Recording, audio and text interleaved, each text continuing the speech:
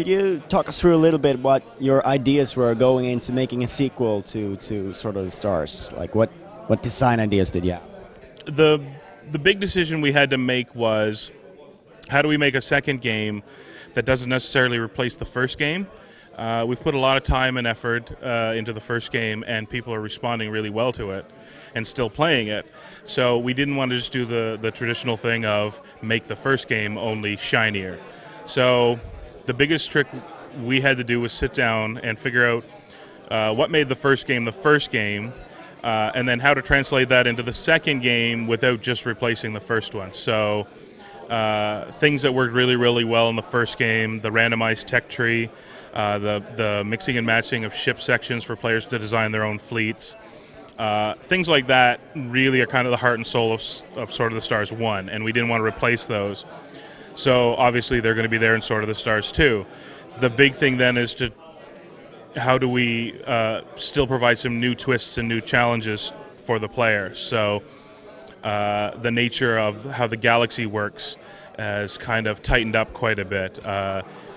Instead of the one planet, one star system that we had in Sword of the Stars 1, we're going to now have one star is a solar system, and within it could be any number of planets moving around over turns. So that obviously changes the nature of how the player views their territory and their space within their empire.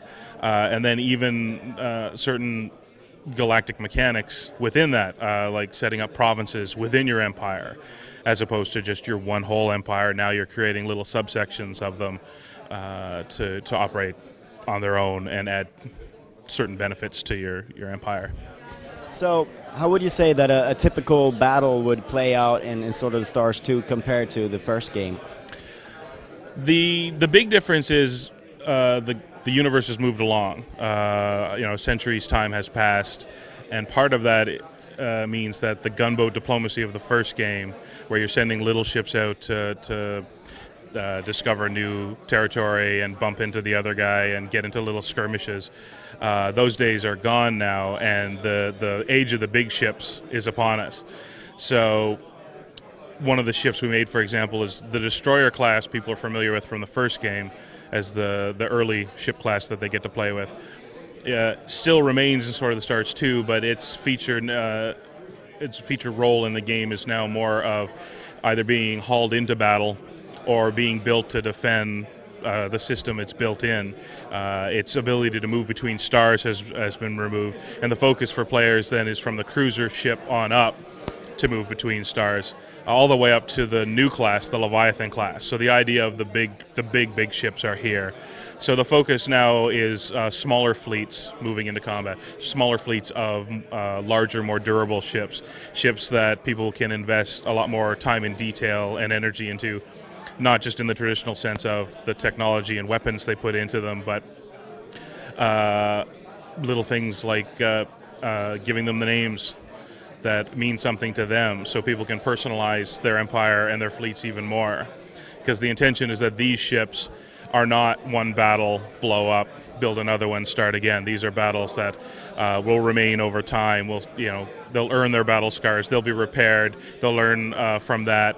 Admirals will learn from that, and then you can move forward into the next battle to take that experience with you. So it ties in a little bit to what you've done with the races and the factions in this sequel.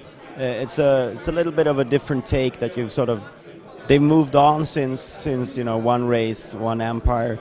Could you talk us through a little bit about that design decision and what it allows the player in terms of gameplay that's new? Yeah, again, to reflect kind of how the story of the universe has changed since the first game. We ended the last series with an update where players were reassembled pieces of derelict that had been floating around the game since the very, very first time the game was released. And when they gathered them all together and their scientists hook it all back up together, because what could go wrong with that, it sends out a signal and then it gets a reply. And the 6 races of Sword of the Stars 1 realize that the Lords of Winter, these near mythical legendary Sulka that have been mentioned throughout the first game, are returning. and most of these races have had run-ins and have cultural scars going back centuries. The idea that these guys are coming back means that how they approach the galaxy and how they're going to stay alive in it has to change. So the first game was very much one race, one empire. Now these alien races are looking to one another to survive. So whereas some races like the human soul force will, the upstart apes of the first game, the humans, are still standing on their own. Some, like the Zool, have split. Some are going to go return to the Sulka that created them and serve them. Others have decided they want to remain on their own, and in order to do that, they join forces with the Lear, who are the only race from the first series to have survived the Sulka and driven them off. So the idea there is players have fallen in love with their favorite races. Now they're going to get to play within factions that may have access to different technologies for different ships to build fleets made up of ships from multiple races. So that's going to, I think, put a real unique twist on how you play the game. So all the favorites, the drive systems, the technologies people are familiar with from the first game are there. All the ships people are familiar with for the first game are there, but we've moved them forward. The design has changed quite a bit, and now people get to mix and match a bit with the races to try out these new factions. So where are you at in development right now, and when can we expect to see the game out? We're mid-alpha at this point.